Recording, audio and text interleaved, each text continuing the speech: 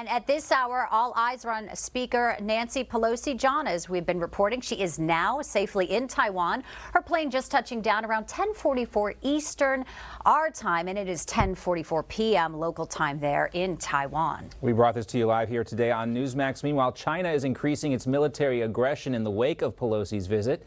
Chinese state media reporting that warplanes from the People's Liberation Army passed through the Taiwan Strait.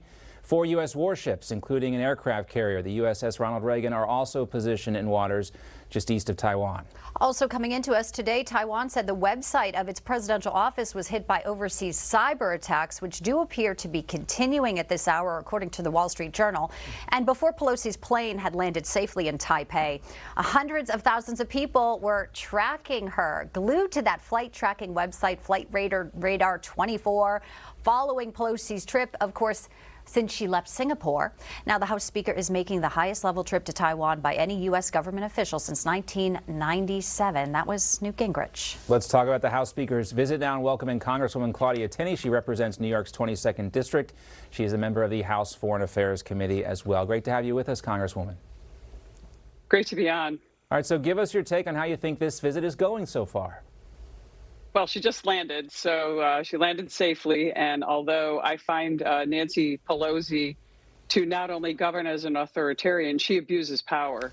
She's not bipartisan. And Kevin McCarthy, or a prominent Republican, maybe Michael McCall, who's the ranker on the Foreign Affairs Committee, or one of our Intel committee members should have accompanied her in a bipartisan manner to show that our true bipartisan support of Taiwan, because we've been receiving the Taiwanese and everyone have been receiving confusing signals coming out of the White House. President Biden said we'll defend Taiwan, and then his staff immediately rolled it back, and that's happened a number of times. And I refer back to the Taiwan Relations Treaty of 1979, signed by none other than Jimmy Carter, which says that we will support Taiwan and help them in the event that there's aggression from China. Obviously, the aggressive moves from China by moving through the Taiwan Straits, one of their basically propaganda wings, media wings, saying that they were going to shoot down the plane is absurd. But we need to stand strong and unified. And a unified Nancy Pelosi with Kevin McCarthy or other prominent Republicans on this trip, noticeably absent, sends a symbol of weakness and authoritarianism and one-sidedness that really dominates the culture in Washington right now. They don't want to work with Republicans, and they don't want to work with any of us. Congresswoman, and speaking of Washington and messaging, we want to get your reaction to Pentagon spokesman John Kirby. He came out yesterday addressing the media ahead of Pelosi's visit. Let's play a clip of what he said. We have repeatedly said that we oppose any unilateral changes to the status quo from either side. We have said that we do not support Taiwan independence, and we have said that we expect cross-strait differences to be resolved by peaceful means. Obviously trying to, calm some of the rhetoric that was coming out of China. But isn't there one thing to say that we recognize a one China policy, but then Kirby's comments saying we do not support Taiwan independence? What do you make of his phrasing?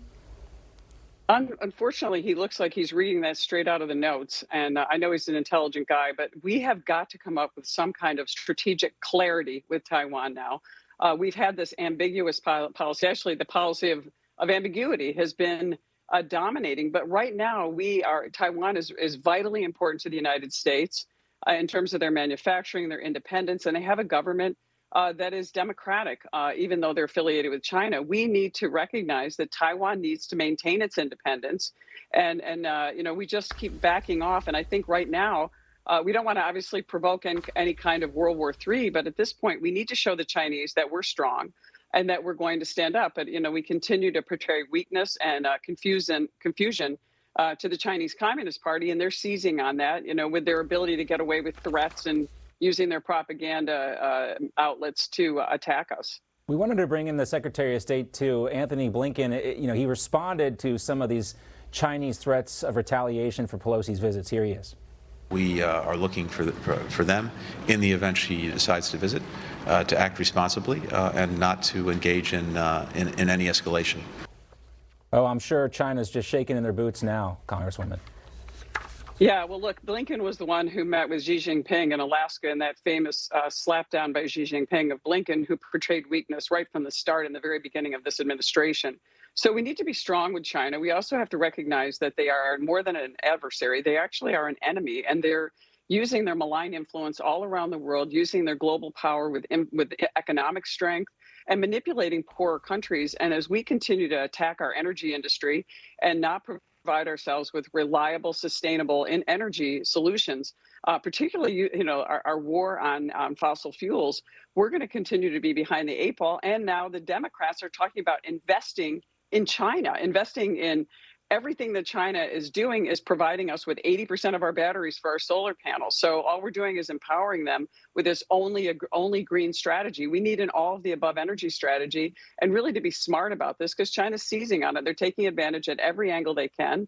And they're closing in on us as their economy continues to grow. Even though they're in a recession now, they're weak. We're in a recession that the administration denies.